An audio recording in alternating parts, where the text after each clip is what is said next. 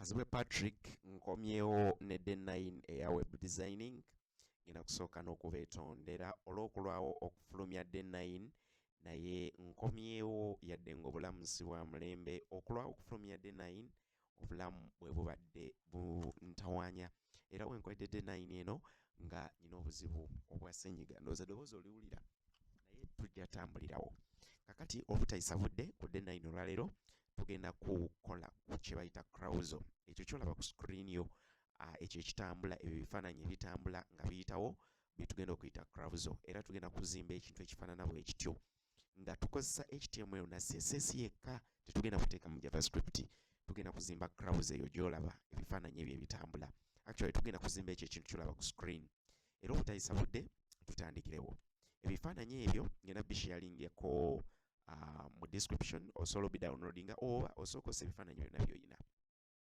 era ebifaananyi ebyo mbiyina mu folder eyo mwe nabitadde nabindebolinze image 1 up to image 4 bwe ndi freshinga page eno tekyaliwo wabula tuddemu tu creating a page HTML page then tutandike okay ngenda ku right clickinga mu space songe ku new nonde text document ngina gituuma index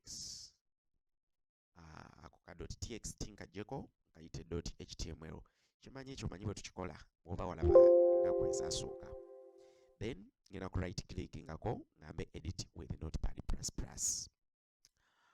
Mu edit with notepad++ kodi zaffe nkalu eyo page yaffe gye tuyina era bwe tugikebera mu browser kyekyo kye tuyina wakalu tutandika okuzimba codes kakati bw'oba walaba days ezaasooka tulina ze twayita doctype ne tulaba head ne tulaba meta ebyo nniza obutabiddamu olwaleero olw'obudde bw'oba nga bw'obadde obimanyi bwe tubiteekamu wano kyandibadde kya buvunaanyizibwa n'obissaamu however sigenda bissaamu olw'obufunda bw'obudde bwe tugenda okukozesa okuzimba ka page kano kubanga njagala tweyongereyo tugende tuzimbe page eziri standard ezijjudde so kakati tutandike nze ngenda kutandika na style ngenda kutandika na kuzimba CSS ne HTML sigenda teeka mu zi meta sigenda teeka mu head sigenda teeka mu doctype jjukira twayogera ku byonna n'emigaso gyabyo kati nze ntandise na style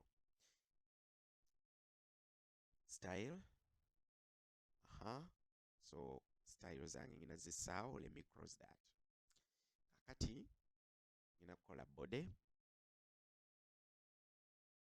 yange ngina gissaawo let me cross it browser eno gye tugenda okukola egenda kuba ezimbiddwa HTML na CSS zokka era sigenda kuteeka mu JavaScript olwaleero kakati mu body muno tusooke tuyite ebifaananyi byaffe byonna birina tubiteekemu bwe tukebera mu folder tulina ekifaananyi image1.jpg image2.jpg ebifaananyi byaffe byonna bisembeyo .jpg bwe tuba tuyita ebifaananyi mu page tukozesa image tag ngenda kugulawo image img yeeyo tagga gye tukozesa okuyita ebifaananyi kakati ngenda teekawo source kino tukiwandiika nga src ne tulaga ebifaananyi byaffe wa gye bisangibwa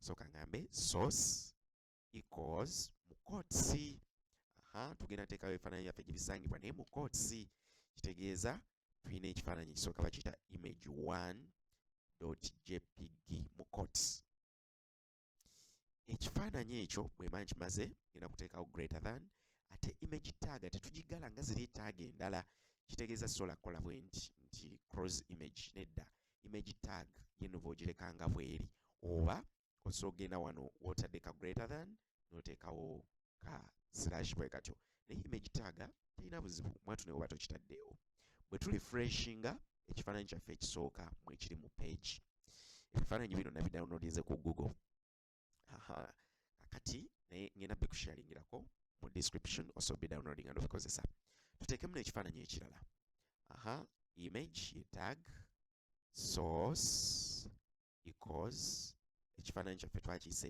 image2.jpg like that teekemu ekyokusatu image source equals image 3 .jpg tubimaleyo byonna biri bina. Image source equals image4.jpg. Good. Bwe tuli freshingamu ebifaananyi byaffe byonna tubirina bina. N'ebifaananyi ebyo engeri gye byepanzeemu twagala ebifaananyi ebyo bibeere nga kijja kimu ku screen nga bwe kigenda. Kitegeeza ebifaananyi ebyo bino byolaba ku screen tugenda bikolera ka konteyina akagenda bitupangira mu layini. Tugenda kukola ka konteyina akagenda bikwata byonna kabisimbise layini nga buli kimu kweganga biri mu straight line. Tugenda kubiteeka mu display flex. Obujjukira bulungi mbadde njala kufuna ka peeni wano eno. Njagala kufuna ka peeni. Nfune ka peeni. Twagamba mu display flex. Soke nzigyawo kino. Mu display flex twagamba tugeze nnyine box. Box emu n'endala nga zeepanze mu layini ng'emu eri ku ginne waayo nga ziri mu layini. Ekyo twakiyita display flex. Kitegeeza n'ebifaananyi byaffe bino tugenda bipanga mu display flex. Kino tugenda kikola tutya? Tugenda funa ebox mwe tubissa, then box eyo tugiwe display flex, tugiwe command ya display flex such that buli kye tussaamu kigenda mu layini mu box eyo. Kitegeeza tugende tukube ebox y'ebifaananyi byaffe. Tugende mu CSS tuteekemu tukiyite dot box, tugideclaring nga box. Kyonna ky'oyagala neffe tugiyise box. Kitegeeza tusooke tugiwe display flex. Kitegeeza byonna ebirimu bigenda kuba mu straight line. Kakati nga tumaze okukola box yaffe nga byonna ebigenda giyingiramu binaaba mu straight line oba bijja kuba mu line, ebifaananyi byaffe bino tubiyingizeemu. Kitegeeza ngina kujja ku bifaananyi wano we bitandikidde byonna mbiggalire mu box eyo. Ngina gamba div eyo nagyogerako mu nnaku ez'emabega. Div class equals box. Then box yange njiggale ebifaananyi we bikoma div. Kitegeeza ebifaananyi byange biri mu box, ate box nagigambye buli ekibeera munda kibeere mu layini olwako akagambo display flex. Tugende tulifreshinge. Bwe tulifreshinga kyekyo kye tulaba ebifaananyi byaffe biri mu layini mu box eyo. Era bwe tuscrolling okiraba ekifaananyi ekisooka n'ekyokubiri n'ekyokusatu biibyo biri mu layini. Kakati ekyo tukimaze, step esooka ewedde. Bw'oba wetegereza bulungi tusoose ne tukolawo ebifaananyi ne tugenda ne tubiteeka mu box oba ne tubitereka mu konteyina ne tugigamba buli ekiri munda mu konteyina omwo kibeere mu straight line. Kyekiddako nga tumaze okukola ekyo, buli kifaananyi ekiri munda mu box yaffe tugenda kukiwa obugazi width. Obugazi obwo kimaleyo screen oba kibeere nga kiwanvu nga kimalayo screen. Naye nga tetunnaba kukola ekyo, ebox yaffe olw'okuba erimu ebifaananyi 1, 2, 3, 4, ebox yaffe yennyini tusooke tugiwe width, tusooke tugiwe obuwanvu obunaasobola okutereka ebifaananyi ebyo singa tusalawo nabyo byemaleyo bibeere nga biri 100%. Nti ekifaananyi kino ekisooka oba okyetegereza bulungi si kigazi, naye ate twagala kigaziwe bulungi kimaleyo screen yaffe. Kitegeeza tugenda kiwa obugazi bwa 100%. Ekifaananyi okumalayo width tugamba kiri 100%. N'ekifaananyi ekyokubiri nakyo si kigazi, kitegeeza nakyo twetaaga okukiwa obugazi obwa 100%. N'ekifaananyi ekyokusatu mwatu nakyo si kigazi, twetaaga okukiwa obugazi obwa 100%. N'ekifaananyi ekyokuna bwe kityo. Kakati okubiwa obugazi obwo bwa 100%, box yaffe tusookeyo yennyini tugigaziye ebeere ng'esobola okusitula ebifaananyi ebyo nga ne bwe biba biri 100% nga mu box bijjaamu. Kitegeeza box olw'okuba esitudde ebifaananyi bina nga byonna twagala bibeera 100%, ebox obugazi bwayo bulina kuba 400%. Lwaki 400%? Nti buli kifaananyi ekirimu kyo kigenda twalako 100. Ekisooka bwe kinaatwala 100 kitegeeza wasigadde ebifaananyi 3, n'ekyokubiri bwe kinaatwala 100 wasigaliddeyo 2 paka byonna bye binaggwayo byonna bigenda twala obugazi bwa 400%. Kitegeeze box yaffe tugiwe width 400%. Good. Bwe bugazi bwe box yaffe bwe tugiwadde, era bwe refreshinga kano ka scroll back kano akowansi oba ka overflow ogenda laba nga kayimpiwa, kitegeeze box egenda kuwanvuwa kikyo. Era bwe tu scrolling box ewanvuye eno yonna gyolaba white box etuukayo lwa nsonga ebifaananyi tetunnabiragira bigaziwe kwenkana box. Kakati ekyo nga kiwedde, box emaze okugejja, tugende ebifaananyi nabyo tubigaziye bifiitinge mu box. Tugenda kikola tutya? Ebifaananyi byaffe bino tugenda bigaziya kati obudde buno tugenda kudiringana bifaananyi sina box, tubikolere kirasi eyabyo. So tuyita .im oba g whatever, tubiwe width 100%.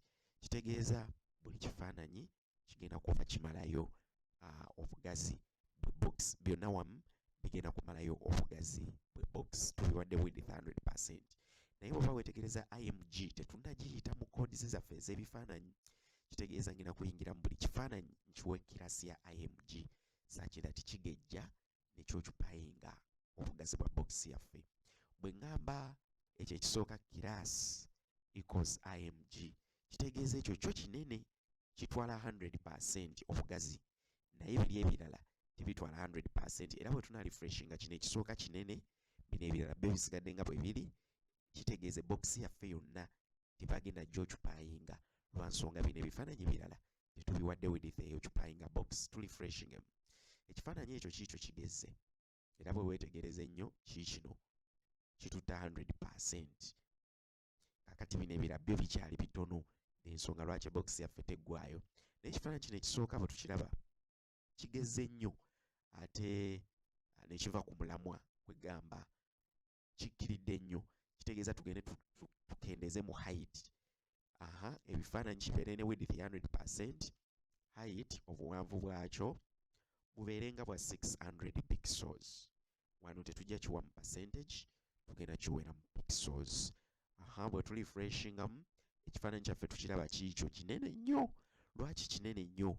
Nti bino ebirala byo tebinnaba kwegamba mu box kitwala space nnene nnyo, nti bino ebirala byo space gye bitwala ye oligino yaabyo, wabula nabyo bwe tunaabiwa eyo command y'okuba 100% bigenda kufiitinga bulungi mu box yaffe. Lwa nsonga box eri 400%, ate tulina ebifaananyi bina, kitegeeza kino kigenda twala 100, nakiri kitwala 100, nakiri kitwala 100, bimalirize nga byonna bifiitingamu.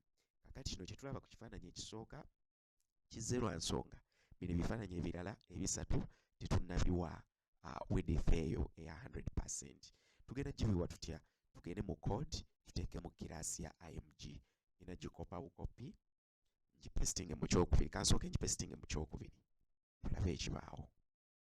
Bwe mpestinze mu kyokubiri, bwe wetegereza ekifaananyi ekisooka kikendedde, tekikyali distorted nga luli, kati ate n'ekyokubiri okiraba kigezze.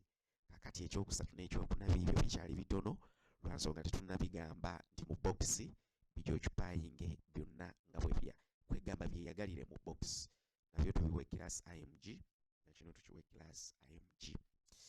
Good. So tuddeyo tu refreshingemu tulabe ekibaawo. Ekifaananyi ekisooka okiraba kiikyo kifiitinze, bwe tu scrollinga ne tudda eno n'ekyokubiri kifiitinze, n'ekyokusatu, naye ekyokusatu kino bwe tukyetegereza tekimazeeyo screen yaffe. Ako tugenda kaddira tulabe lwaki. N'ekyokuna kiikyo kifiitinze lwakuba ate ekyokusatu kikiyingiddemu. Kakati wano kye tusobola okukola, tusobola okukozesa methods bbiri. Tulina kye tuyita box sizing. Kino nakyogerako mu nnaku ezaasooka, oba nja kiddamu mu nnaku eziddako, naye okukyewala olw'okuba saagala kinnyonnyola kati box sizing. Tulina box sizing, border box, however sigenda kyogerako kati, wabula kye tuyinza okukola solution y'amangu. Olw'okuba ekifaananyi kino ekyokusatu tekituula bulungi ku screen, tugenda kwongeza ku bugazi bwa box. Box tugiwenga 10-10, tulabe ku 10-10. ekyokusatu kituddeko bulungi tutesitinge tulabe ndowooza awo kibalansinga. Kakati bwe weetegereza obulungi tulina ebifaananyi bina. Ebifaananyi ebyo bwe nscrollinga kano ka overflow aka x ak'owansi tulina ekifaananyi kimu, bibiri, bisatu, bina. Tumaze okukola olutambi lw'ebifaananyi, naye twagala ekifaananyi kimu nga kijja ku screen ne kivaawo n'ekirala ne kijja okukola kye twayise carousel. Kakati olw'okuba tulina ekifaananyi ekisooka tuggyeko overflow eno kibeere nga bino eby'emabega tetubiraba, then tugende tubiwe CSS egenda bituleetera ku screen. Tugende tukaggyeko kano kwegamba nga tetusobola ku scrollinga kulaba bino ebigenda okuba nga byekwese. Bino ebitali kino ekisooka kyokka kye tugenda okuba nga tulaba ku screen, bino ebirala bigenda kwekweka, tugenda bijjako olw'okuba tugenda kweka kano ka overflow. Kano ka overflow tuba tukaggyako tetugenda kajja ku box, tekali ku box yaffe, wabula kali ku website, kali ku web page yonna, viewport kali ku web page yonna yonna. So tugenda kukolawo body, tugenda gamba body web page yaffe yonna oba viewport yonna tusobola gicontrollinga nga tukozesa taaga gye bayita body overflow x, twagala kujjako x hidden.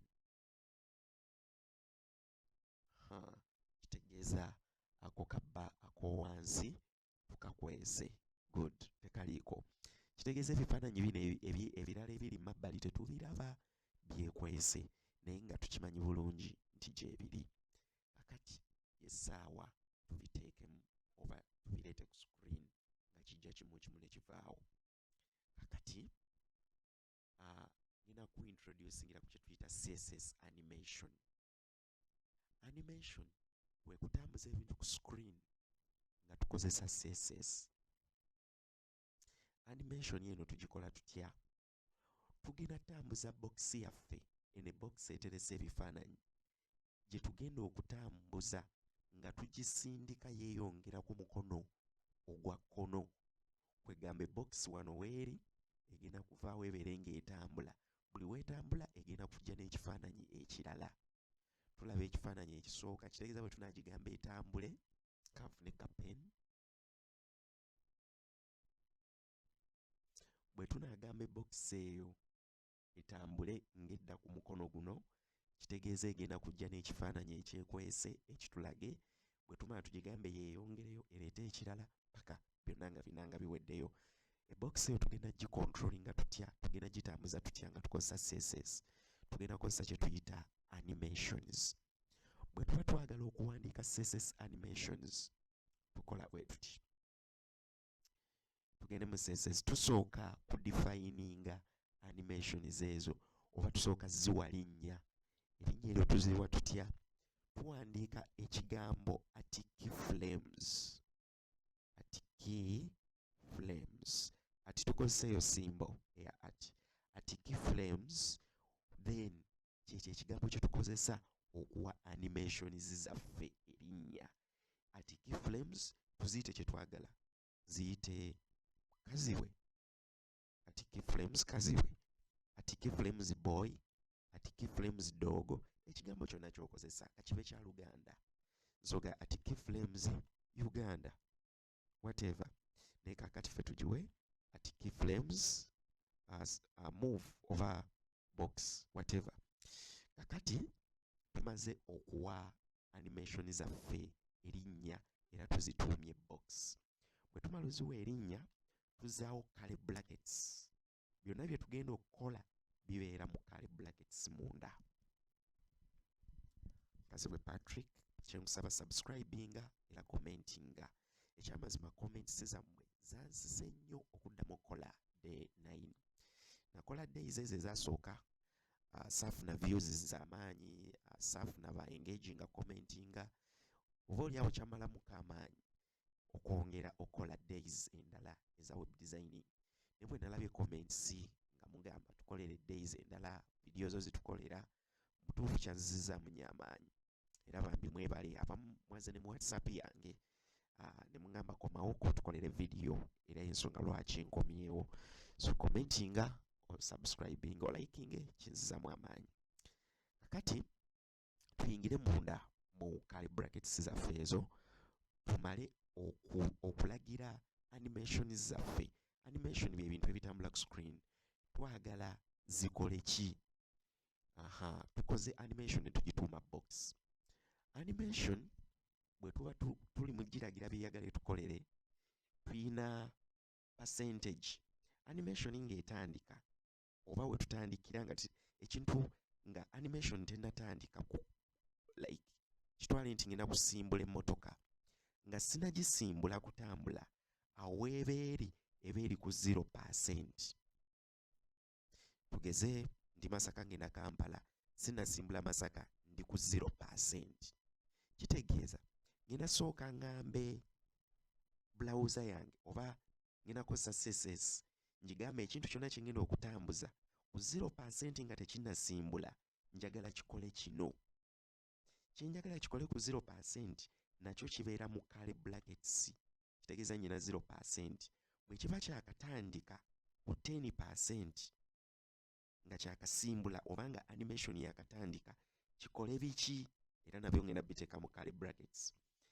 Nti ku 20% zino percentage gwazeesalirawo omwasobola okugamba ku 0 kibeere nga kikola kiti ku 50 kikole kiti paka kwa 100 n'agenda nga abuukawo ebbanga ly'obuukawo gw'amanyi. Omulala so n'ogamba ne waba tataddeho percentage CSS erekkiriza kino osogamba from nti wenjagala kitandikire kikole bino to wenjagala kikome njagala kikole bino ekyo nakyo kikkirizibwa awo banga agambye 0 then twa 100 ezo wakati zonna ng'ozibuuse. Omulala asobola okugamba ku 0% kyeyise bwe kiti then ku 50% kyeyise nga order gye tugenda oteeka mu kale brackets munda omwo ogenda giraba bwe tugikola ku 100% kyeyise bwe kiti. Naye kakati ffe tuve step wise gy'okoma okuba ne key frames ennyingi ezo ze tuteekamu ne ze tuyita key frames gy'okoma okuba ne key frames ennyingi gy'okoma okuba ne control eya animations zo oba ekyo kyogenda okutambuza gy'okoma okuba ng'oso kicontrollinga. So ffe tubeere ne 0 tubeere ne 10% nti tugenda tambuza ebifaananyi byaffe ku 0 nga tebinatandika kutambula bibeere nga bifaanana bitya oba bibeere nga byeyisa bitya. Ku 10% nga byakatandika okutambula byeyise bitya. Naye jjukira tetugenda tambuza kifaananyi ku kifaananyi tugenda tambuza eri ebox mu ebiri gye tugenda okuseetula nga tugiza ku mukono ogwa kkono. Ku 20% box eyo enaaba yeeyise etya. Ku 30 tukole ekyo paka kwa 100 tugende nga tugattako kumi ffe osobola kikola awo n'ogattako 20 kiri eriggwe. Then ku 50 kyeyise kitya. Ku 60 kyeyise kitya. Ku 70% kyeyise kitya. Ku 80% kyeyise kitya. Okay. Paka kwa 100%. Kakati ekyo nga kiwedde tugenda kuyingira munda muno tugiragire kye twagala etukolere. Ku 0% tugende tusooke tugigambe kye twagala etukolere ku 0%. Kakati bwe tuba twagala ekintu kyonna kitambule ku screen kati ng'ebox eno lwakuba tetwagiwadde border oba togiraba okay ojjukira nti ebox yereza ebifaananyi byaffe. Kati ebox eyo twagala etambule oba ekintu kyonna twagala kitambule ku screen. Okutambuza ekintu tukozesa kye tuyita translate. Translate eyo tuyina translate x ne translate y nga ntambuza ekintu ku x axis nga kitambula horizontally tukiyita translate x nga kitambuza vertically tukiyita translate y.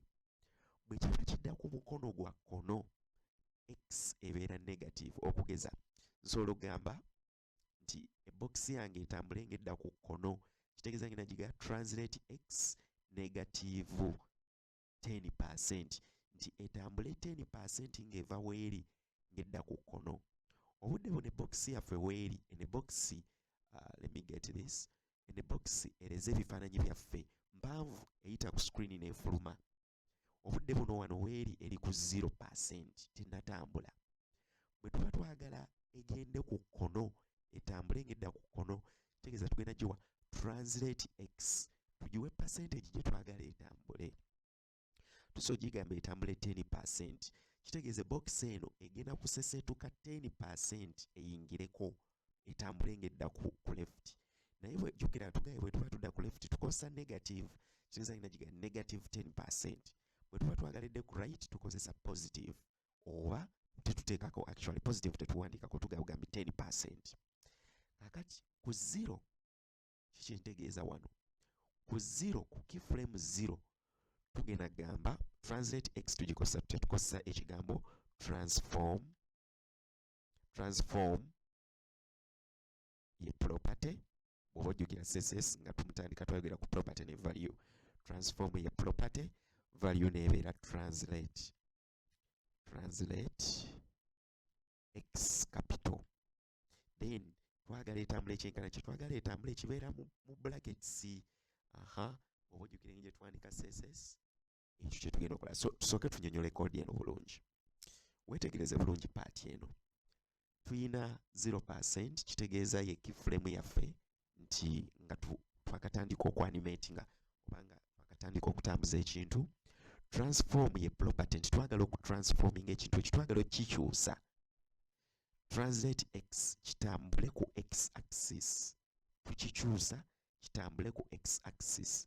Twagala kitambule kyenkana kye twagala kitambule kitugenda okussa omwo mu square bracket.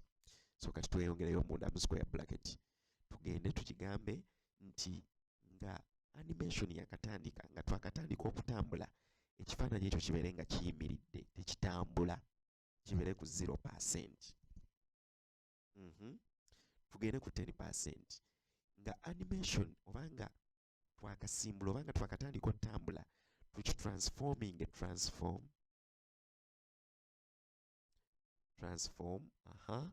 then translate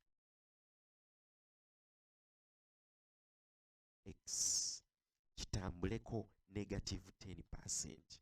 Negative 10% omanyi gye kigenda okudda kitegeeza ekifaananyi ekyo animation yaffe ng'etandise obanga kitandise okutambula kigenda kutambula 10% nga kigenda ku left hand side olwa negative eri. Okay, good. Kakati tulabe refresh nga tulabe kinatambula. Tekitambudde. Of course tekigenzeeyo ku negative oba ku left. Lwaki? Twetaaga okujja mu box yaffe tuyite animation yaffe eno gye twakoze. Tugenda giyita tutya? Tugenda giyitisa ekigambo animation ye property. Mu animation muno tugenda teekamu ebintu ebyenjawulo. 1 tugenda sooka tuteekemu erinnya lya animation twagiyise box. Then bwe tumala erinnya tussaawo duration twagala kitambule oba kimala ebbanga ki nga kitambula. Kiringa ng'ogenda simula ogenda e Kampala ne nkugamba vugirawo eddakiika 3. Na wano njagala animation yange obanga ebox yaffe etandise okutambula emale budde ki?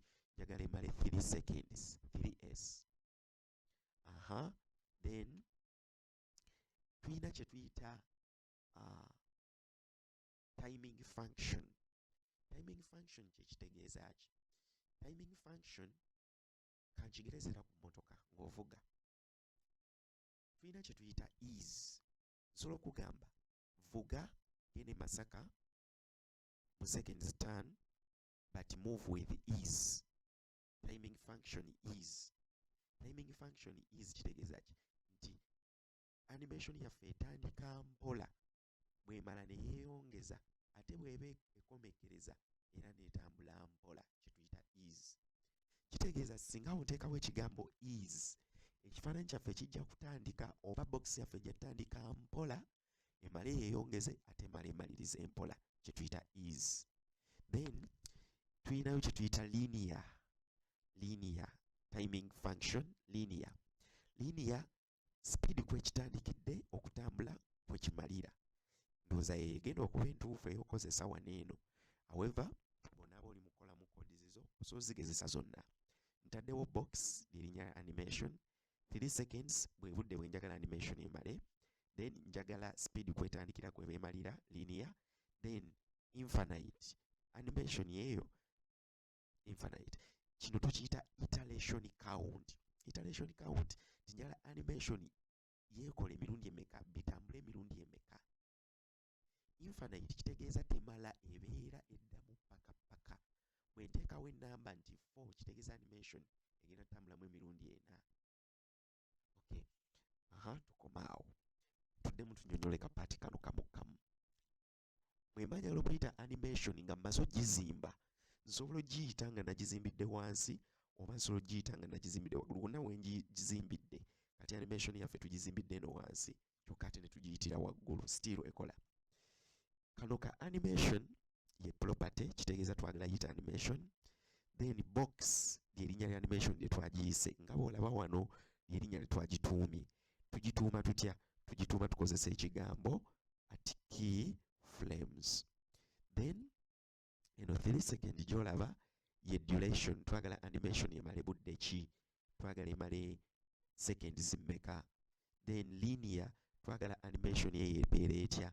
Ebeere ng'etandika mpola n'emala mpola, kye tuyita ease, oba ebeere nga speed kwetandikira kwemalira, kye tuyita linear. Infinite, twagala animation ebeerewo emirundi emeka? Bw'eba oyagala ebeerewo gumu teekawo 1, bw'oba oyagala ebeerewo 4 teekawo 4, bw'oba oyagala ebeere nga yeddamu paka teekawo infinite. Infinite mu Luganda kitegeeza ekintu ekitakoma. Kakati tugende refresh ngemu tulaba oba ekifaananyi kyaffe kinaatambula ne kiyingira mu 10%. Okirabye 10% ne kimala ne kidda. Lwaki kikomawo? Twagigambye animation ebeere infinite nti bwe gwaayo yeddemu. Kakati etambudde ku 0 kibadde tekitambula. Animation ye yeyanguwa. Lwaki eyanguwa? Nti erina 3 seconds, tugiwe 30 seconds. Bwe njiwa 30 seconds kigenda kutambula mpola lwa nsonga duration is now too much. Kakati bwe kimalayo, olw'okuba twataddeho infinite, bwe kimalayo paka kwa 100 nga kiddayo ku 0 we kyatandikidde, ng'era animation eddamu paka olw'ekigambo infinite. Kakati ku 0 ebadde ku 0 kibadde tekitambula, then ku 10% nekigenda ku -10, kitegeeza ne kiyingirako munda. Bwe kikedde ku 20 nga tewali kye tukigambye kola, ne kibiyitamu byonna nga tewali kye kitugambye kola, paka lwe kibimazeeyo ne kiddayo ku 0 olw'ekigambo infinite. Kakati tugende ku 20 tugiwe translate x eyongere eyingire munda. Let's say transform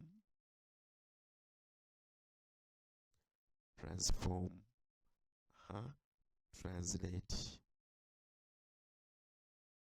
x tugiyingizeemu by -20%. Kitegeeza ki kye tukoze? Ekifaananyi kino kibadde tekiggweerayo oba kibadde tekigenda nnyo, kakati kigenda kwongera okuyingira munda. Laba magic. Kigenda kwongera okuyingira. Yes, kiyingidde naye tekiggweereddeeyo. Kitegeeza bwe tunaawa at keyframe 30 ne tugiwa 30%, kijja kwongera kiyingire. Kwega box tugyongere ne tugisindika munda. Kakati ngenda koppa buno kansooke mbugyewo, ngenda koppa 20 eyo ngende nga nkyusa 20 30 bwentyo. Following awo bulungi, tewakubuzaabuza. Kitegeeza eno level eddako ya 30. Mbadde neewalagina nga typing ekigambo transform translate x. Bw'oba oyagala okuduplicating ekintu mu Notepad++, onyiga bunyizi Control D kyeduplicatinga.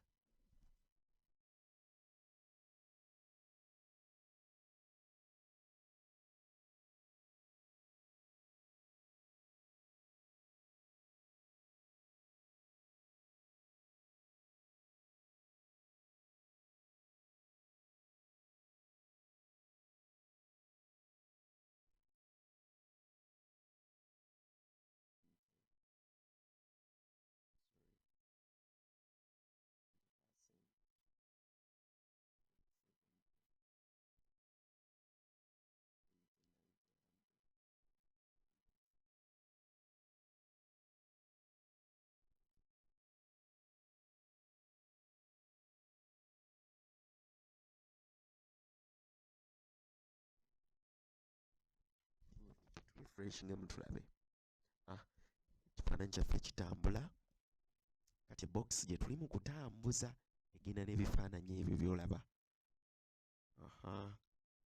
Animation yaffe eri mu kutambula. Bwe tukendeeza ku animation duration, waliwo twatadde 30 seconds, speed kwe bitambulira egenda kweyongera. Tugende tugikendeeze ndaba biruddewo. Kakati bwe weetegereza obulungi, box etambudde neggwaayo ekifaananyi kiikyo kiweddeyo nesigala kwegamba ne tulaba n'ewakalu, ne tulaba ne paati enkalu. Kakati kitegeeza ki ekyo? Tukisolovinze tutya? Kakati tusooke tukendeeze mu duration, tugiwenga 7 seconds. Kitegeeza twongeze ku speed ebifaananyi byaffe kwe bitambulira. Ebifaananyi ebyo bidduka.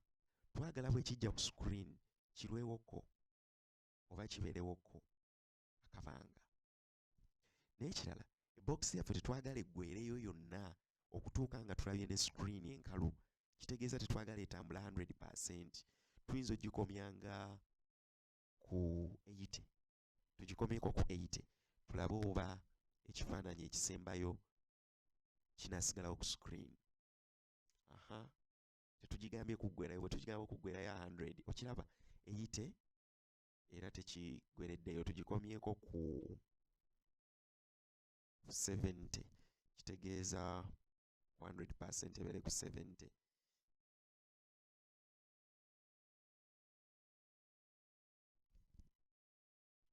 Soke refreshinge. Naye ate wali tugiwadde 90. Anyway, tugenda kifixinga. Just saagala kulaba eri space. Okay. Kakati ebifaananyi bino tugenda kifixinga bwe tuti. Twagala bw'eba etambudde nnyo. Zino zonna kansooke nziggyemu. Ndage nsooke nteekewo 0 to 100. Kwa 100 njagala ebeere ng'etambudde 70%. Kandabe. Saagala ekifaananyi, saagala byonna biggweereyo munda. Saagala etambule kuyingira munda 100%. Ndowooza twetegereza ekisembayo ekyo. Kijja gezaako okukola. Tukiwenga 90%. Kankendeeze ku duration. Tukyetegereze bulungi, kankiteekenga ku 20 seconds. Tukyetegereze bulungi ekifaananyi ekyo. Ziri nzisiimuddewo. Tozisiimulawo mu koodi zizo. Zisiimuddewo just for debugging. Njagala ekifaananyi ekisemba ku screen nga bwe kiba kizze tetulaba white screen. Kwegamba box yaffe tetugisindikayo munda yonna.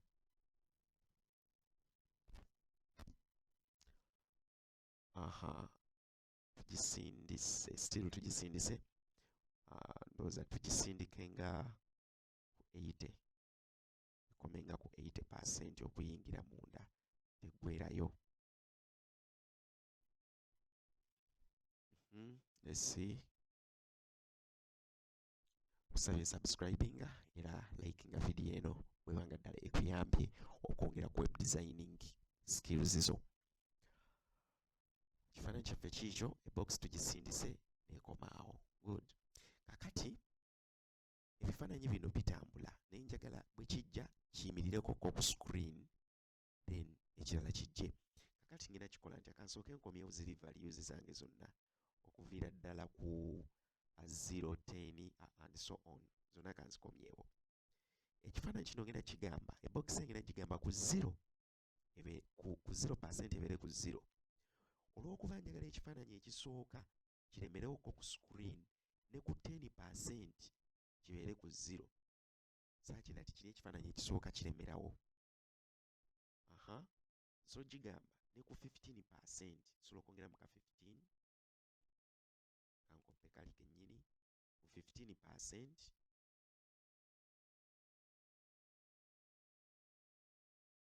Era kibeere ku 0. Kitegeeza okuva ku 0 kigenda sigala tekitambudde. Ku 10% kigenda sigala tekitambudde. Ku 15% kigenda sigala tekitambudde. Saakira ati ekyo ekifaananyi ekisooka kiremerawo ku screen. Sina refreshinga. Bwe tugenda ku 20 kitambule 10. Ku 30 kitambule 10.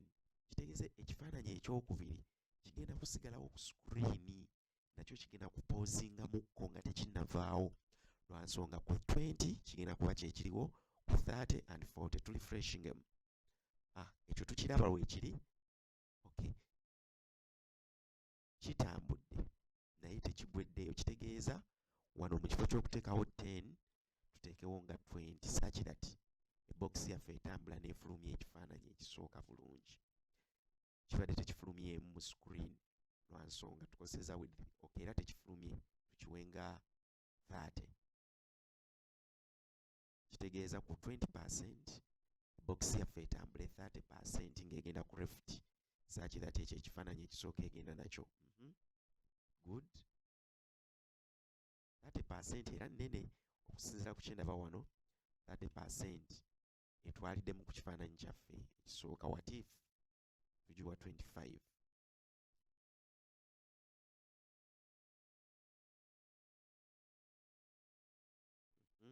refreshingemu good kisigaddeyoko okalaba aka akasigalayo anyway tusobola giwa 28 you will play with these values as you are coding kitegeeza ekifaananyi ekyokubiri kigenda poozingamu paka ku 40% ku 50% 60 ne 70 n'ekifaananyi ekiddako kipoozinge kiriwe kiba kitambudde 28 kino olowooza okuleeta kino ekirala tunaakireetera mu mmeka tukolenga 28 times 2 tukolenga 56 kitambuli negative 56 ekyokusatu kitegeeza nakyo kigenda kulemerawoko ku screen tekigenda kujja kiveewo lumu lwansonga tukiwadde keyframes nyingi tukiwadde keyframes eziwera tugende tulifreshingemu ekisooka ekyokubiri ekyokusatu naye percentage zino zikyatuzanyeemuko kakati kyetuba tukola ekisooka kyo kiri fine tulifreshinge ekisooka kiri fine ekyokubiri kiyingirwamu ekyokusatu kitegeeza ekyokubiri ebokisi tugitwala nnyo ku left tugikomyewo tugitwale by 25 let's check that ereme kuyingira nnyo ku left ebox esitudde ebifaananyi byaffe that's good okay kati eno eyingira nnyo that's why we are seeing that tugiwenga 45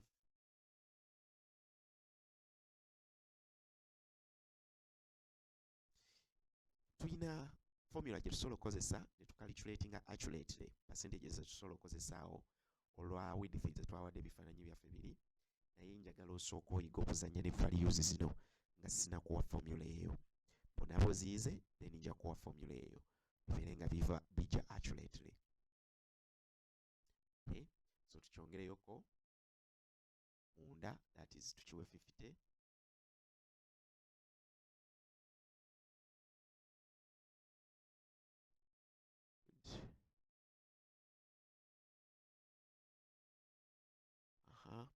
let's refresh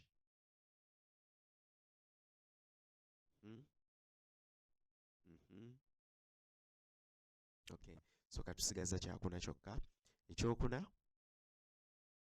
ebokisi yaffe ebeere ng'etambudde 80 tugiwe 80 tulabe whether actually tugiwe 70 I think that will be enough okay let's try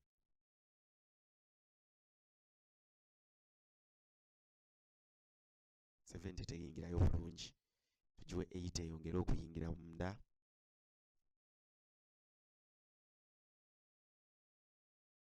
box twongere ogiyingiza munda twongere ogivuga ng'eyingira ku left good okay eyingidde nnyo okay don't worry we shall get formula that we can use to calculate those percentages accurately let's give it 75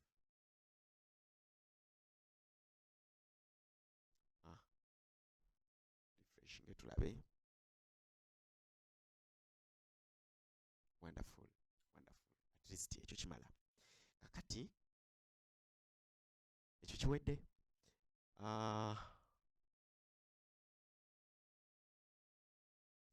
video eno nadde nyagikola nga yasaaweemu so twongereyo tukyalinayo ku budde bwaffe ng'omaze okuzimba ekyo eyo ozimbye carousel era nandyetaaze okulaba ng'ozimba carousel eya web page yo osobola okuteekawo ebifaananyi nga bitambula ne bweba 100 whatever kyonna kyoyagala kakati carousel yaffe eno tugenda giwandikako ebigambo tugenda wandikako ekigambo hello world oba our website oba ekigambo kyonna nga kinene kungulu okuwandikako ekigambo ekyo tugenda sooka tubikkeko akagoyi oba tugenda sooka tubikkeko ka screen nga ebifaananyi tubiraba emabega naye tubikkeko ka screen akanaleetera ekigambo okuba nga tukisoma aka screen ako tugenda kayita overlay tukozesa tekiniki zetuyiza emabega tubikkeko overlay ngenda kujja mbikkeko kamala okufuna kapenso kange wano kanfune kapenso ngenda kujja mbikkeko akagoyi tugenda oyita overlay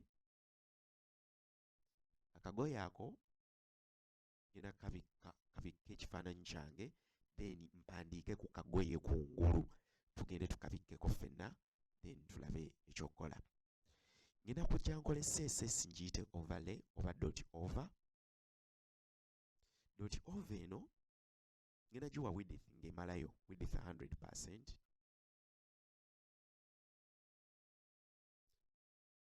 ngenda giwa height nga yenkana n'ekifaananyi kyange that is 600 pixels oba yeyinza n'okusingamu negenda ku 700 pixels nekibikkira ddala then ngenda giwa background blue tugende tulifreshingemu ova eyo teriiwo lwansonga maze ogikola mu css naye sinagiyita mu html ngenda kujjano waggulu ku bifaananyi byange oba ku box esitudde ebifaananyi byange njagala akagoye kali kwe kaba kwebikka ngenda kukolawo div class equals over thennclosing ediv eyo immediately bwe tulifreshingamu kikino kye tuyina akagoye ako kaako naye kali waggulu w'ekifaananyi kwegamba stage nze waggulu w'ekifaananyi wa box yaffe eri etambula kakati tugenda kukateeka mu position absolute kabeere nga kaseeyeeya mu bbanga such that kadda ku kifaananyi kyaffe waggulu so tugende tukawe position absolute eyo nagyogerako mu days ezasooka absolute bwe tulifreshingamu akagoye ako kaako tukalaba ekyamazima kawanvu kayiseeko ku bifaananyi byaffe naye kali wansi waabyo ebifaananyi bikali waggulu oba ebokisi esitudde ebifaananyi ekali waggulu twetaaga okukasikayo kajje kungulu tugenda kuteeka mu kye tuyita z index css ebeera ne z index ennene yedda kungulu kati olw'okuba ebokisi yaffe esitudde ebifaananyi terina z index kano ne bwe tukawa 10 mwattu kajja kudda kungulu z index 10 kitegeeza ko kali kungulu kyonna kye tuwa z index kidda waggulu ennene kuli ekirala kitegeeza ebifaananyi eri box esitudde ebifaananyi singa ngenda negiwa z index 11 yegyokudda waggulu z index esalawo ki ekiba kifloatinga bwe weetegereza wano eno ebifaananyi byaffe bibyo emabega bitambula lwansonga kano akagoye kali kungulu olwa z index kakati twagala katangaale tube nga tulaba ebikali emabega tugenda kukawa kye tuyita opacity eno tugipima okuva ku 0 paka ku 1 era nga 1 tusooke tugiwe opacity 1 olabe kyenjegerako opacity 1 yesinga okuba enkwafu then gyenkoma okwagala katangaale gyenkoma okusemberera 0 kitegeeza 0 kaba katangaalira ddala 0.1 kaba katangaalamu 0.4 kaba katangaala nnyo so 0 etangaala nnyo gyenkoma okulinnyisa ennamba gye kakoma okukwata kitegeeza bwe ngamba 0.4 kaako kwekali era katangaala osobola kakola nga kali 0.5 0.6 whatever then bw'otunula ku right eno kalekayo space nga tekagibise kitegeeza tugende tukawe left 0 such that kabika space eyo. Tugende kagoye kaffe tukawe left 0, tusoga 0 pix over 0 whatever. 0 yone butagisaako pixel kamazeeyo. Kakati tugenda kuwandikako ekigambo, n'ekigambo nakyo tukikolere css yaakyo tukiwe .text, then tugenda teeka omwo css zaakyo, then tujje wano tugambe div class equals text, welcome oba home of web. Tukole ekigambo nga kiga home of web. Ekigambo kyaffe ekyo tugende tukiwe css. Ngenda kujja nkiwe color white, bwe mala nkiwe font size kiwe nga 30 pixels. Tulifreshinge mu tulaba oba tukiraba. Ekigambo kyaffe ekyo tetukiraba, kyekwese emabega wa bino oba kiri wano waggulu olwa color white. Kiri awo waggulu. Kakati twagala kiseeyeeyeze kungulu, kitegeeza tukiwe position absolute, kibeere nga kiseeyeeya such that kivaayo eyo waggulu. Position absolute. Oba tomanyi position absolute, ddayo olabe days ezasooka, probably day 6 awo twakyogerako.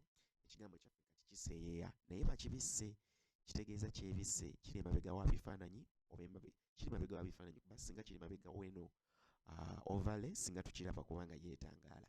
Tugende tukisikeyo tukisembeze, kitegeeza tugenda kiwa z index, naye z index erina okuba nga nnene esinga ku ya overlay such that kidda kungulu ku overlay. Z index overlay ke kakateni ke tubisse ku bifaananyi byaffe. Z index akakateni twakawadde 10 kakitegeeza kino ne bwe tukiwa 11.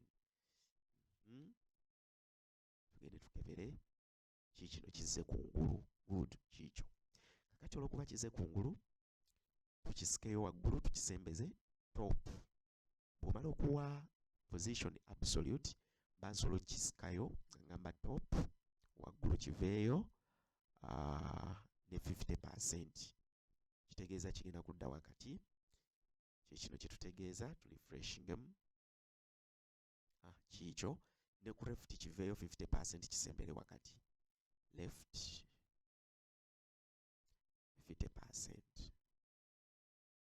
tulifreshingemu still kikyo.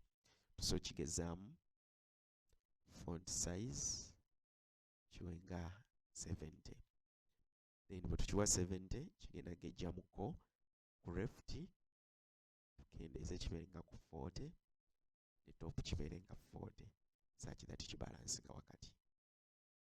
Wow, kikyo kye tulina olwaleero kye tukoze mu day 9. Amanyi akaziwe Patrick, nkusaba subscribinga era okomentingi. Ndi musomesa wa ICT by the way, era atamu bwebanga weeri obanga secondary schools zisoma ebiseera ebisinga mbabizemu ensonga lwaki oluusi ndwawo okuleeta videos nga zino, naye nja kufubanga nnyo okulaba nga ndeeta video olwa comments ze mumpa munaye muzzaamu amaanyi. Mwebale nnyo, mwebalire ddala, tusisinkane mu day 10.